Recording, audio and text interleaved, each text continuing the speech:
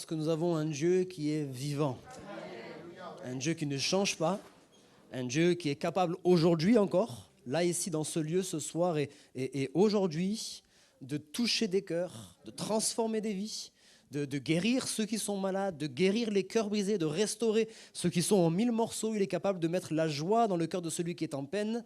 Il est capable de mettre la paix dans le cœur de celui qui est angoissé. Alléluia. Notre Dieu est vivant. Et il n'est pas juste vivant et puis dans son ciel, loin de tout ça. Il est ici au milieu parmi nous. Et ça, c'est la base déjà. Ça, c'est la base. On ne peut pas essayer de comprendre. Comment est-ce qu'il peut être là, je ne le vois pas, je ne ressens pas. On n'a pas besoin de voir. On n'a pas besoin de ressentir, on a besoin de croire. C'est tout. La foi, c'est pas croire et puis finir par voir. C'est pas voir et finir par croire. C'est croire et finir par voir. Seigneur, je te sens pas, je te vois pas. Peut-être pour certains diront, je te connais pas vraiment, mais je veux croire que tu es là aujourd'hui. Amen. Et lorsque nous écoutons les chants, les témoignages et particulièrement la prédication de la parole, c'est pas un homme que nous écoutons. Vous n'êtes pas venu m'écouter moi. Si vous ne connaissez pas mon prénom, on s'en fiche. Si dans une semaine, vous ne le connaissez toujours pas, on s'en fiche. Au bout d'un moment, il faudra le connaître quand même. Sinon, c'est qu'au niveau de la mémoire, ce n'est pas top. Mais le plus important, c'est que vous ayez rencontré Jésus. Amen. Et il est là pour ça ce soir. Alors ce soir, le message, il va être très simple. Le message de l'Évangile, de toute façon, il est toujours simple. Et je voudrais juste partager avec vous, vous faire comprendre une chose, un principe très simple. Avec peu, on peut arriver à beaucoup. Et ce principe-là, il est vrai dans les deux sens, dans le bon comme dans le mauvais. Ok ? Dans le bon sens, avec des petites choses au quotidien, des pas grand-chose, un petit sourire, un petit geste, un petit conseil, un petit service que l'on rend. Avec des petites choses, on peut faire de grandes choses. Toutes les choses grandes que nous voyons aujourd'hui, qui sont bonnes, hein, elles ont commencé petites. Amen.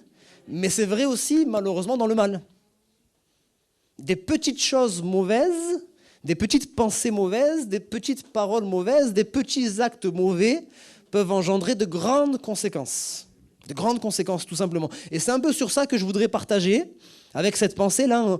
Les incendies de forêt, ça peut partir d'une petite étincelle.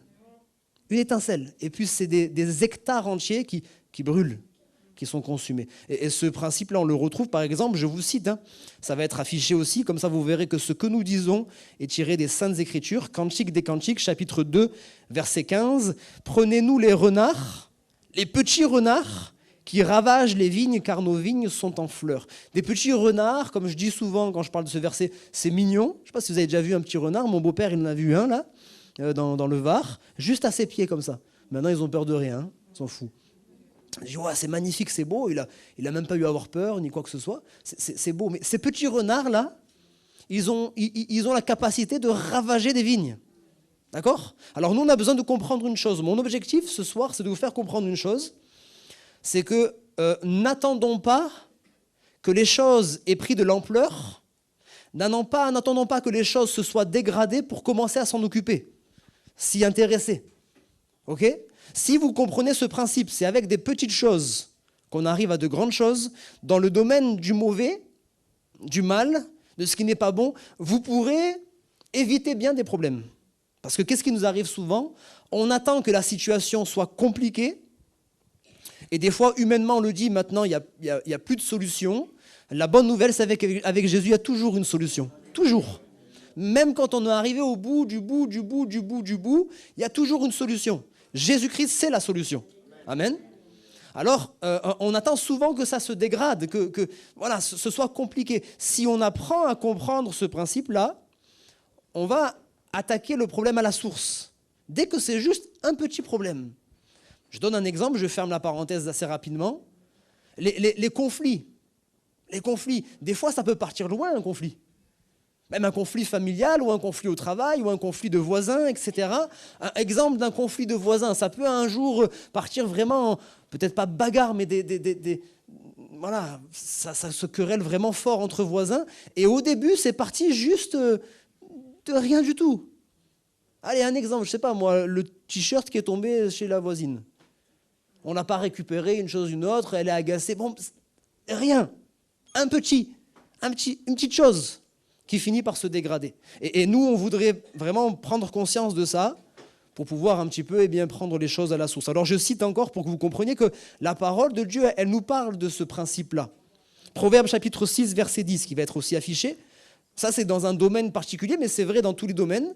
Là, il est question du domaine d'être un peu feignant, ok ? Paresseux. Un peu de sommeil, un peu d'assoupissement, un peu croiser les mains pour dormir, et la pauvreté te surprendra comme un rôdeur, et la disette comme un homme en armes. Un peu, juste un peu. Et ça va arriver. 1 Corinthiens, chapitre 5, versets 6 à 8, mais moi je lis un verset en particulier. « C'est bien à tort que vous vous glorifiez. Ne savez-vous pas qu'un peu de levain fait lever toute la pâte ?» Et là, tout le monde sait, hein, quand on fait de la pâtisserie. Dernièrement, ma femme, elle a fait un gâteau. Non, c'était ma belle-mère, je ne sais plus. Et c'est bizarre quand même, le gâteau, il cuit, mais c'est une crêpe. C'est toi? C'est une crêpe, le gâteau. Elle a dit, pas besoin de refaire la recette. On sait automatiquement, ça ne monte pas. On n'a pas mis de levure, de levain. Un peu, des petites choses au quotidien qui peuvent avoir des grandes conséquences dans notre vie. Et nous, on veut vraiment apprendre, en fait, cette chose-là. Alors, qu'est-ce que ça représente, le levain? C'est une vraie question. Allez-y, n'hésitez pas. Le péché, ok. Yes, le levain, ouais. Qu'est-ce que ça représente d'autre? L'orgueil, effectivement, c'est cité. L'orgueil. En fait, ça représente ces petites choses-là, qui ne sont pas bonnes, et qui sont pas grand-chose, peut-être, ça paraît pas si important que ça, mais ces petites choses pas importantes, et bien finalement... Alors on va lire ensemble dans Matthieu chapitre 16, du verset 5 à 12, l'explication elle est toujours dans les Écritures. Hein. Matthieu chapitre 16, du verset 5 à 12. Et les disciples, en passant à l'autre bord, avaient oublié de prendre des pains. Jésus leur dit, « Gardez-vous avec soin du levain des pharisiens et des sadducéens. » Les disciples raisonnaient en eux-mêmes et disaient, « C'est parce que nous n'avons pas pris de pain. » Jésus, l'ayant connu, dit, « Pourquoi raisonnez-vous en vous-même, gens de peu de foi, sur ce que vous n'avez pas pris de pain? Êtes-vous encore sans intelligence? Et ne vous rappelez-vous plus les 5 pains des 5000 hommes, et combien de paniers vous avez emportés, ni les 7 pains des 4000 hommes, et combien de corbeilles vous avez emportés ?» Il fait référence à un miracle qui s'était passé à 2 reprises. Et il y avait une foule de personnes, donc là il est dit 4000 hommes, 5000 hommes, et il faut comprendre aussi qu'à l'époque on comptait seulement les hommes. Donc rajoutez les femmes et les enfants, vous doublez ou vous triplez, voire plus encore, vu le nombre d'enfants qu'il y avait. Bon, en tout cas, c'était des milliers de personnes qui étaient là sans nourriture. Ils avaient avec eux seulement 5 pains et 2 poissons, pas grand-chose, peu, pour illustrer encore cette réalité. Avec peu de choses, avec ces 5 pains et ces 2 poissons, ils ont nourri toute la multitude, mais pas un petit morceau, hein. Ils ont mangé en abondance, et même il en restait. Alléluia. Il en restait même. Et Jésus est déjà en train de leur faire comprendre, arrêtez de raisonner d'une manière humaine. Je vous dis, gardez-vous du levain des pharisiens, vous êtes en train de penser au pain. Toujours l'estomac qui parle. Hein. Moi, je ne suis pas dans ces choses-là. Je vous parle d'une manière spirituelle. Il faut apprendre à écouter la parole d'une manière spirituelle. On ne peut pas comprendre la parole là-dedans. Ne cherchez pas. Comme je dis souvent, si vous arrivez à comprendre là-dedans, c'est que Dieu n'est pas Dieu. Hein. Il faut être clair. Si on avait la capacité de comprendre Dieu, bon, c'est que Dieu il n'est pas si grand que ça. Dieu, c'est Dieu. N'essayez même pas. Ok? Vous avez déjà rencontré des gens, ils sont tellement intelligents, en 3 phrases, vous avez une migraine. Hein? Ils ont dit 3 phrases, il y a 10 mots que vous ne comprenez pas, et déjà vous vous dites, waouh, c'est extraordinaire. Alors essayez de les comprendre, eux, c'est déjà compliqué. Ne parlons pas de Dieu. Dieu est infiniment sage. N'essayons pas de le comprendre. Il faut le croire. Et il faut comprendre les principes qu'il nous donne dans sa parole, oui. Parce que la parole de Dieu doit se comprendre quand même. Ok? Alors il est en train de leur parler de choses spirituelles. Et là il dit, comment ne comprenez-vous pas que ce n'est pas au sujet des pains que je vous ai parlé? Gardez-vous du levain des pharisiens et des sadducéens. Alors, ils comprirent que ce n'était pas du levain du pain qu'il avait dit de se garder, mais de l'enseignement des pharisiens et des sadducéens. Alors, quelqu'un dira, c'est quoi pharisiens, sadducéens? Ce n'est pas le sujet de ce soir, c'était je ne vais pas prendre le mot secte, mais deux courants religieux, si vous voulez, 2 courants religieux de l'époque de Jésus. Ok, sans rentrer dans tous les détails, ce n'est pas le plus important. Ok? Il dit, gardez-vous avec soin.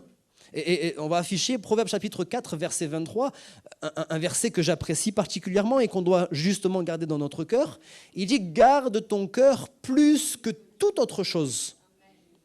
On a tous des choses qu'on veut garder, des choses qui nous sont précieuses. Ok ? Des fois, c'est financier, des fois, ça n'a pas de valeur financière, mais ça a une valeur sentimentale. Ça peut être une simple photo qui, voilà, c'est une photo, elle ne vaut rien. Mais c'est une photo, c'est la seule photo qui me reste de mon grand-père ou de telle personne, etc., etc. C'est une valeur sentimentale. Et ces choses-là, on les garde précieusement. On ne les laisse pas comme ça dans la rue, avec quelque chose d'ouvert. On les garde précieusement, on essaye de veiller dessus. Et il dit, c'est bien de veiller sur toutes ces choses, mais garde d'abord ton cœur, plus que tout le reste. Le plus important, c'est garder ton cœur. Alors quand on dit garder son cœur, c'est bien de faire des exercices physiques, etc. Mais là, on ne parle pas du cœur, l'organe. Hein. On parle le cœur qui est le siège de l'intelligence, le siège des pensées, etc., etc. Garde tes pensées, garde ton intelligence. Garde les choses que tu as reçues, particulièrement les choses que tu as reçues de Dieu. Voilà pourquoi, bien souvent, à la fin d'une réunion, qu'est-ce qu'on vous dit ? On vous dit, eh bien, c'est pour mettre un petit fond sonore, c'est pas grave, ça va. C'est bien, Pascal, c'est cool. On vous dit, gardez ce que vous avez reçu. Pourquoi ? Parce qu'après une réunion, on peut très vite, et c'est bien, on prend des nouvelles les uns des autres, et très rapidement, la discussion, hop, elle bifurque, et on a déjà oublié tout ce qu'on a reçu. Gardez les paroles que vous avez reçues, gardez l'enseignement que vous avez reçu. Vous avez reçu un enseignement. Chaque fois que vous venez dans ce lieu, vous recevez un enseignement. Alors, on n'a pas besoin de prendre des cours d'hébreu tous les vendredis. Hein. On n'a pas besoin d'avoir des choses extraordinaires. La parole de Dieu est un enseignement. On a reçu un enseignement, on doit le garder. On a reçu certaines fois des avertissements. Au travers d'un témoignage, au travers de la prédication. Il y a eu une demi-heure de prédication. Dans la demi-heure de prédication, il y a une phrase qui m'a marqué là. J'ai senti que c'était pour moi. Dieu m'a averti. Dieu m'a averti d'un danger. Dieu m'a averti d'une bénédiction qui va arriver. Dieu m'a averti de quelque chose. Si Dieu t'a averti, garde ça. Ne sois pas un auditeur oublieux. Ne sois pas quelqu'un qui ne prend même pas garde de ce que Dieu est en train de te dire. Dieu te fait des promesses aussi. Amen. Voilà pourquoi quand vous entendez, et c'est pour ça que j'aime rappeler ça, ne m'écoutez pas moi. Si vous n'écoutez pas moi, même si je suis plein d'amour pour vous, mes paroles, elles n'ont pas beaucoup de valeur finalement. C'est Dieu qui vous parle. Voilà pourquoi, effectivement, et ce mot-là, peut-être que vous entendez, peut-être pour certains pour la première fois, Amen, qu'est-ce que ça veut dire ? Amen, ça veut dire qu'il en soit ainsi. C'est pour ça qu'on entend Amen. Quand je dis Jésus guérit, Amen, je prends cette parole. C'est une promesse. Ce n'est pas forcément que Dieu va descendre et dire je te fais la promesse que je vais te guérir. Peut-être ça va pas se mettre. Mais quand on dit Jésus guérit, c'est une promesse de Dieu. La Bible dit que par ses meurtrissures, par les blessures qu'il a reçues en venant sur cette terre, et particulièrement lors de la Passion, lorsqu'il va mourir sur la croix, les blessures qu'il a reçues n'ont pas été simplement des blessures, ce sont des blessures qui nous permettent aujourd'hui d'être guéris. La Bible dit, par ses meurtrissures, nous avons été guéris. Ça veut dire que c'est acté. Jésus n'a plus rien à faire de plus. Hein. C'est juste que vous avez besoin de prendre maintenant. Ah, ça c'est un mystère de la foi. Je vous mets, c'est pas vrai ce que je vais dire, attention. Je vous mets sur votre compte chacun 1 million d'euros. Ah, vous ne saviez pas que j'avais beaucoup d'argent. Hein. J'ai bien caché mon jeu. Hein. Je vous mets sur votre compte 1 million d'euros. Mais je ne vais pas aller les retirer pour vous et faire des courses pour vous. Hein. C'est sur votre compte. C'est là, c'est acté, c'est à vous. Mais il faut maintenant saisir ces choses. Amen. Et Steve, il a dit Amen. Alléluia. Et la foi, c'est pareil. Nous sommes bénis de toutes sortes de bénédictions dans les lieux célestes en Jésus-Christ. Jésus sur la croix, parmi toutes les paroles qu'il a prononcées, il y a une parole particulière. Elles sont toutes très profondes et très importantes. Mais il y en a une qu'il dit, tout est accompli. Ce matin, je l'étudiais justement ça. Le terme tout est accompli, là, ça veut dire on ne peut pas revenir dessus. Il n'y a rien à ajouter, c'est fait. C'est même pas la peine de revenir dessus. Ne demandez, vous savez quoi ? Arrêtez de déranger Jésus. Je vais expliquer ce que je dis. Hein. Parce qu'il faut prier. Mais il faut prier avec la foi. Pas prier en attendant les bras croisés. Essaye de voir si tu peux faire quelque chose pour moi. Si ça marche, tant mieux. Si ça marche, non. Jésus, moi je crois que ça y est, c'est fait. Moi je crois que la guérison, elle est possible aujourd'hui. Moi je crois que tu peux me donner un travail aujourd'hui. Moi je crois que tu peux me faire ceci aujourd'hui. Je crois. Et quand tu pries comme ça, là c'est différent. Je viens juste prendre ce que tu as déjà acquis pour moi. Amen. Gardez-vous. Et gardez les choses que vous avez reçues de la part du Seigneur. Parce qu'un peu de levain, ça veut dire un peu de faux enseignement, un peu de mauvais raisonnement, un peu de mauvaise pensée, et puis ça peut vous faire détourner de la foi. Faites attention avec ça. J'ai envie de dire, sans vous décourager, c'est pas si facile que ça de s'approcher du Seigneur. Je vais dire c'est facile parce que le Seigneur a tout accompli pour nous, mais en fait c'est nous qui sommes compliqués. Oui, non. Il y a des combats intérieurs, il y a des raisonnements, il y a des obstacles dans notre vie certaines fois qui nous empêchent de venir, il y a des épreuves, il y a toutes sortes de choses qui font que ce n'est pas si facile que ça de s'approcher du Seigneur. Et malheureusement, c'est tellement facile de s'en éloigner. Vrai ou faux? C'est tellement facile. Pour qu'on puisse recevoir la vérité, il faut vraiment pouvoir se concentrer et garder ses paroles et les méditer, etc., etc. Mais il suffit d'une mauvaise semence qui vient là dans notre cœur, et puis ça fait son bonhomme de chemin, et puis on grandit avec une pensée un peu tordue. Gardez-vous, gardez vos oreilles, n'écoutez pas n'importe quoi. Aujourd'hui, c'est l'ère d'Internet, ça peut être une grande bénédiction comme une grande malédiction. On peut entendre des très, très, très, très bonnes choses. Très régulièrement, moi, j'écoute, parce que je sais plus ou moins qui écouter. J'écoute des choses qui me font du bien, mais dans ce même Internet, il y a tellement de choses mauvaises. Et il faut qu'on fasse attention à notre cœur. Parce qu'un peu de levain fait monter toute la pâte. Vous êtes encore avec moi? Alors, je vous encourage. On va lire un deuxième passage dans 1 Samuel, chapitre 14, à partir du verset 24. 1 Samuel 14, à partir du verset 24. Je vais lire assez rapidement, parce que ça va nous permettre de comprendre un peu le contexte de cette histoire. Et là, dans cette histoire, vous allez comprendre ce que je vous dis. La journée fut fatigante pour les hommes d'Israël. Saül avait fait jurer le peuple en disant « Maudit soit l'homme qui prendra de la nourriture avant le soir, avant que je me sois vengé de mes ennemis. » C'était en guerre, ok? Et personne n'avait pris de nourriture. Tout le peuple était arrivé dans une forêt, et il y avait du miel à la surface du sol. Lorsque le peuple entra dans la forêt, il vit du miel qui coulait, mais nul ne porta la main à la bouche, car le peuple respectait le serment. Respectait le serment qu'ils avaient fait. Jonathan, qui en l'occurrence est le fils de ce fameux Saül, Jonathan ignorait le serment que son père avait fait faire au peuple. Il avança le bout du bâton qu'il avait à la main, le plongea dans un rayon de miel, et ramena la main à la bouche, et ses yeux furent éclaircis. Alors quelqu'un du peuple, lui adressant la parole, dit « Ton père a fait jurer le peuple en disant « Maudit soit l'homme qui prendra de la nourriture aujourd'hui. » Or le peuple était épuisé. Et Jonathan dit « Mon père trouble le peuple. Voyez donc comment mes yeux se sont éclaircis parce que j'ai goûté un peu de ce miel. Certes, si le peuple avait aujourd'hui mangé du butin qu'il a trouvé chez ses ennemis, la défaite des Philistins n'aurait-elle pas été plus grande ? Ils bâtirent ce jour-là, les Philistins, depuis Micmash jusqu'à Aiglon. Le peuple était très fatigué et il se jeta sur le butin. Écoutez ça, il se jeta sur le butin, il prit des brebis, des bœufs et des veaux, il les égorgea sur la terre et il en mangea avec le sang. Ce petit détail, quand on ne connaît pas la parole, on se dit à quoi ça sert, mais je vais vous expliquer tout à l'heure. On avance un petit peu à partir du verset 38. Saül dit « Approchez ici, vous tous chefs du peuple, recherchez et voyez comment ce péché a été commis aujourd'hui. Car l'Éternel, le libérateur d'Israël, est vivant. » C'est ce qu'on a dit encore aujourd'hui. Hein. Lors même que Jonathan, mon fils, en serait l'auteur, il mourrait. Et dans tout le peuple, personne ne lui répondit. Il dit à tout Israël, mettez-vous d'un côté, et moi et Jonathan et mon fils, nous serons de l'autre. Et le peuple dit à Saül, fais ce qui te semblera bon. Saül dit à l'Éternel, Dieu d'Israël, fais connaître la vérité.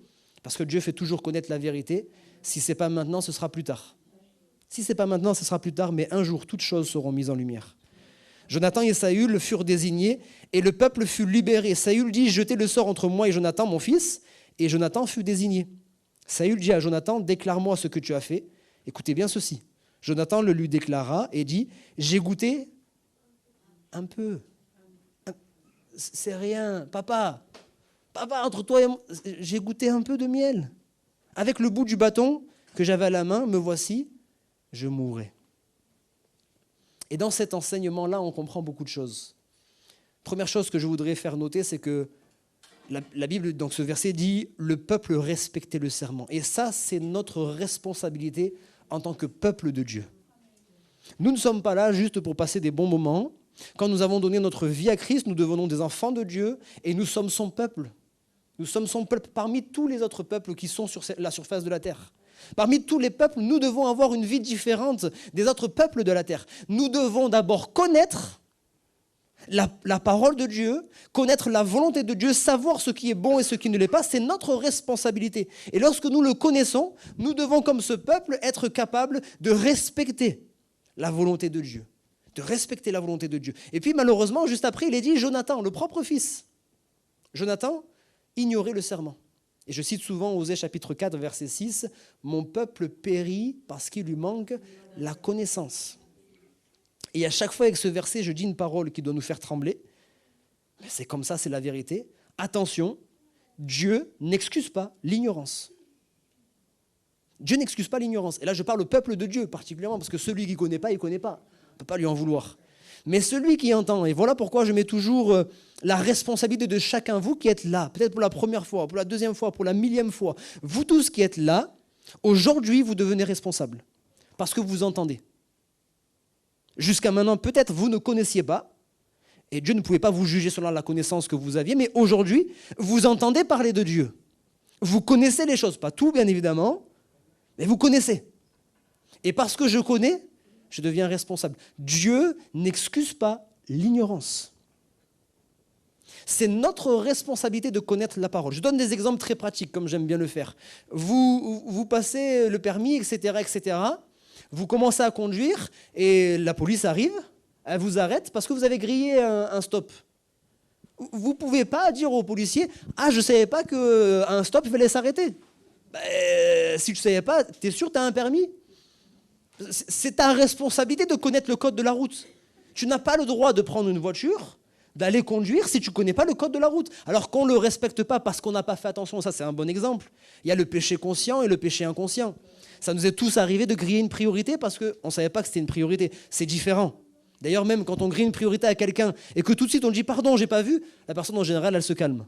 Mais quand on lui dit « J'ai vu », alors ça fait quoi? Bon, là, hein, les palabres, c'est parti.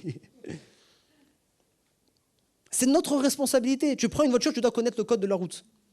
Okay? Je donne un autre exemple. Quand on a eu le confinement, on n'en parle plus de ça. Hein, des rétros, hein, on dit. Quand on a eu le confinement, qu'est-ce qui s'est passé? Il y a eu des restrictions, des mesures de restriction. Et c'était notre responsabilité, en tant que citoyens français, de connaître les restrictions que notre gouvernement mettait en place. On ne parle plus de royaume aujourd'hui, mais on pourrait parler de royaume. Il y a le royaume, le roi met des règles. On doit connaître les règles de notre royaume, ou là de notre gouvernement si nous voulons. Parce que quand on sort, si on sortait parce qu'on veut vivre dans notre monde, on n'a pas de téléphone, on n'a pas de télévision, des fois c'est bien. Des fois c'est bien. Mais, sauf que des fois, surtout dans ces moments-là, il fallait quand même être au courant.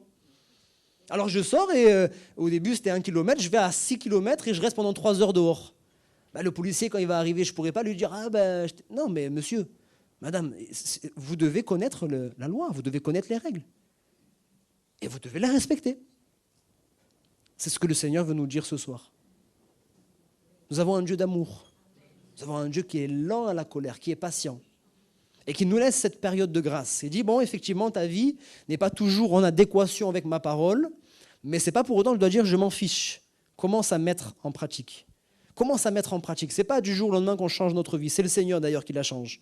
Et ça se fait, la Bible dit, de gloire en gloire. Nous sommes transformés de gloire en Jésus-Christ. C'est progressif. C'est progressif. Quand on parle de la sanctification, le fait de devenir saint comme Dieu, c'est progressif aussi. La sanctification, c'est une action continuelle. Ce n'est pas, hop, ça y est, on est devenu... Non, on est saint mis à part, mais pour devenir comme Dieu, c'est continuel. Alors le Seigneur nous encourage. Et puis voici ce qui s'est passé. Donc le fils, puisqu'il ne connaissait pas, il va prendre, il va manger, et regardez comment ça va tourner. Non seulement lui, il mange, mais il commence à détourner le peuple. Il se rebelle contre l'autorité. Mon père, il est en train de fatiguer le peuple. Là. Arrêtez d'écouter mon père.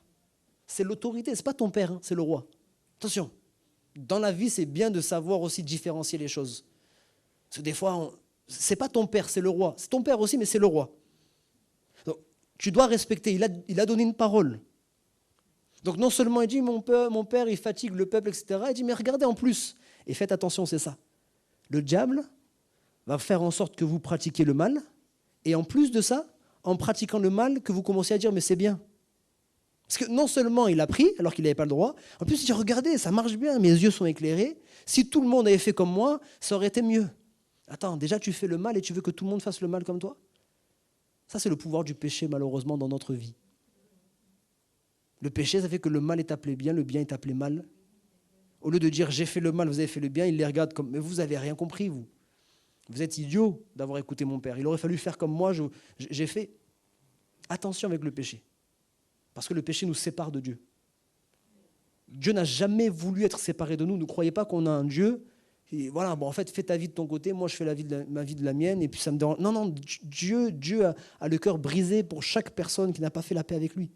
Dieu a le cœur brisé pour chaque personne qui n'est pas en communion avec lui. Il veut rétablir cette communion, mais il ne peut pas le faire tant qu'on n'a pas réglé cette affaire de péché. Et Jonathan va en plus de cela donc entraîner tout le peuple. Et voilà pourquoi j'ai dit un peu de levain fait monter toute la pâte. À cause d'un seul homme, tout le peuple va commettre le péché. Un seul homme, le levain, juste un peu. Adam et Ève, la même histoire. Deux personnes qui ont fait chuter toute l'humanité. Ça ne les a pas engagés eux seuls. Ça nous a engagés nous tous. Un seul homme, ou en tout cas à l'origine une seule femme qui en plus va ensuite entraîner son mari, etc., va faire chuter toute l'humanité. Et là, c'est une parole qui doit encore une fois nous faire trembler, mais toujours dans le bon sens. Quand on tremble devant Dieu, on ne tremble pas terrorisé. On tremble de la sainte crainte de Dieu. Une parole qui doit me faire trembler, c'est que quand je fais le mal, ça m'engage moi, c'est vrai. Puis j'ai envie de dire, si ça t'engage toi, ça engage personne d'autre. Mais attention, ça ne nous engage pas que nous. Des fois, à cause de mon péché, je peux faire tomber, là je parle pour l'Église par exemple, parce que j'agis mal dans l'Église, des frères et sœurs ou des personnes qui sont nouvelles dans l'Église, elles peuvent te prendre pour modèle et commettre la même chose que toi tu as fait. Parce qu'elles te voient faire, dis mais si lui ou elle qui est chrétienne, il le fait, je peux le faire moi aussi. Et à cause de ça, tu peux faire tomber d'autres personnes. Des fois, c'est dans ta propre famille. Ma mère disait tout à l'heure le témoignage, et c'est vrai, c'est pas que les paroles, c'est trop facile de parler. Vrai ou pas ? Parler, c'est trop facile. On peut dire tellement de choses. Mais agir et être, c'est autre chose. Dans la parole, on peut dire plein de choses. Hein. Mais quand on doit le prouver, le démontrer par notre vie, là, c'est un autre travail. Et quand on arrive à le démontrer, on peut gagner des âmes. Quand on arrive au contraire à faire des mauvaises choses, on peut faire tomber aussi. Et je cite simplement pour vous 1 Timothée chapitre 4, verset 16, un de mes versets favoris. « Veille sur toi-même et sur ton enseignement. Persévère dans ces choses, car en agissant ainsi, tu te sauveras toi-même, alléluia, mais tu sauveras aussi ceux qui t'écoutent. » Vous n'avez pas envie que ceux qui sont autour de vous, qui sont perdus, ils finissent par être sauvés aussi? Eh bien, des fois, il faut arrêter de parler, il faut agir. C'est mieux. Parler en plus, c'est le top, mais surtout agir plus que ce que l'on parle. Quand tu vas garder ton cœur, quand tu vas garder ta vie vraiment, et ton enseignement aussi, effectivement, les gens vont te regarder vivre, peut-être ça ne va pas se faire tout de suite, mais au bout d'un moment, ils vont dire « Waouh, il y a quelque chose de particulier dans ta vie, il y a quelque chose de particulier qui m'intéresse. Je veux être comme toi, je veux vivre la même chose. » Alors, je vais accélérer un petit peu pour arriver à la fin de mon message. Voyez comment un peu de miel a fait basculer les choses. La Bible après dit c'était les brebis, les bœufs, les veaux. Et la Bible donne ce détail, ils ont mangé même avec le sang. Les Israélites n'avaient pas le droit de faire ça. C'était interdit dans la loi. Qu'est-ce que je veux faire remarquer par ça ? Au début, ils n'ont que désobéi à l'ordre d'un homme. Pas n'importe quel homme, le roi. Mais ils ont désobéi à l'ordre d'un homme. Mais ils vont finir par désobéir à l'ordre de Dieu lui-même. À cause d'un peu de miel, à cause d'un seul homme, ils vont aller jusqu'à désobéir à leur roi, parce que leur roi avait dit on mange de rien, mais ils ont mangé de plein de choses, et même à Dieu, parce qu'ils ont mangé la viande, même les animaux, avec le sang. Avec le sang. Et puis, ce qui est très intéressant aussi, sans que je m'attarde dessus, vous avez vu à la fin, Saül, qu'est-ce qu'il va dire ? Il va dire, bon, maintenant, il faut qu'on sache c'est qui a fait ça. Et avant de savoir c'est qui, il s'est avancé. Hein. Des fois, on parle plus vite que ce qu'on devrait. Mais c'est comme ça, la parole, c'est la parole. Dernièrement, on a parlé de ça. Attention à nos paroles. Il dit, si ce serait même mon propre fils, pas de compromis. Si c'est mon propre fils, il doit mourir. Ça, bien sûr, il était à 1000 lieues d'imaginer que son propre fils allait lui désobéir. Il est à 1000 lieues d'imaginer. Et ça s'est passé, on l'a lu, c'est son fils. Et au début, il a été vrai. Il a eu la bonne réaction. Bien aimé, pas de compromis avec le péché. Pas de compromis avec le péché. Même une personne que vous aimez de tout votre cœur, elle fait le mal, c'est mal. Il n'y a pas à justifier parce que vous l'aimez. Maintenant, et c'est là toute la sagesse, que des fois on manque, je me permets de le glisser, c'est qu'on met le pécheur et le péché dans le même panier. Le péché, on doit le haïr. On ne rigole pas avec le péché, bien-aimé. Le mal, c'est le mal. Ce qui était mal hier, c'est mal encore aujourd'hui. Il n'y a rien qui a changé. Ne croyons pas que... Ce n'est pas parce que le monde change, les mœurs changent. La parole reste la parole. Le mal, c'est le mal. Le péché, c'est le péché. On doit haïr le péché. On ne rigole pas avec le péché. Mais le pécheur, on doit continuer à l'aimer. Merci de dire amen à ça. Le pécheur, on doit continuer à l'aimer. Et bien souvent, parce qu'il a péché, on met le pécheur avec le... Non, non, non. Toi, mon fils, je t'aime encore. Tu restes mon fils. Mais je ne plaisante pas avec la parole de Dieu. Il va revenir en arrière. Finalement, si vous lisez la suite du texte, parce que le peuple va dire non, non, non, on ne peut pas faire mourir, il a quand même fait des choses extraordinaires sur le terrain, pendant la bataille, etc. Finalement, il va revenir en arrière. Il n'a pas tenu parole. Et là, je suis obligé de faire le lien. Qu'est-ce que la Bible dit? La Bible dit que Dieu, le Père, a vu son propre fils mourir sur la croix. Il aurait pu venir le délivrer, parce que autant Jonathan était coupable, Jésus ne l'était pas. Jésus-Christ, le Fils de Dieu, était en train de mourir sur la croix. Lui, le juste pour les injustes. Lui, celui qui n'avait jamais péché pour ceux qui sont coupables. Et Dieu n'est pas venu pour le délivrer. Dieu n'est pas revenu en arrière. Il aurait pu dire, mais vous savez, les sentiments nuls qu'on a là, nous, les uns envers les autres. On voit les sentiments des parents pour les enfants, c'est waouh, c'est l'un des sentiments les plus forts. Imaginez comment c'est décuplé pour Dieu. Imaginez, il a dit, voici mon fils bien-aimé, en qui j'ai mis toute mon affaire. Je ne sais pas si vous imaginez ça. Jésus, son fils. Déjà, nous, quand on ne le connaît pas toujours, petite parenthèse, j'étais inconverti, je n'étais pas croyant. J'ai vu le film, je ne sais pas si vous l'avez vu, sur la Passion du Christ, où on voit toute la scène où ça m'a brisé. Moi, je ne connaissais pas Jésus, j'y croyais encore moins. Pour moi, c'était juste un film, ça m'a brisé le cœur. Je ne peux pas regarder ça. Mais imaginez Dieu qui a vu ça, son propre fils. Son propre fils. Et il aurait pu à n'importe quel moment dire non, c'est trop dur pour moi, et en plus, il ne le mérite pas. Je le fais sortir de là. Il n'a pas. Là où Saül a dit non, je ne peux pas.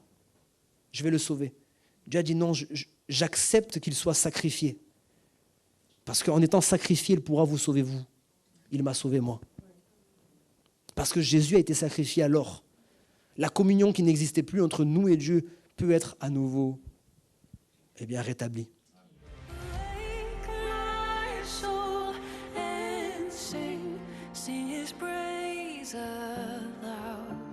Sing his praise aloud. Oh, awake my soul and sing his praise aloud.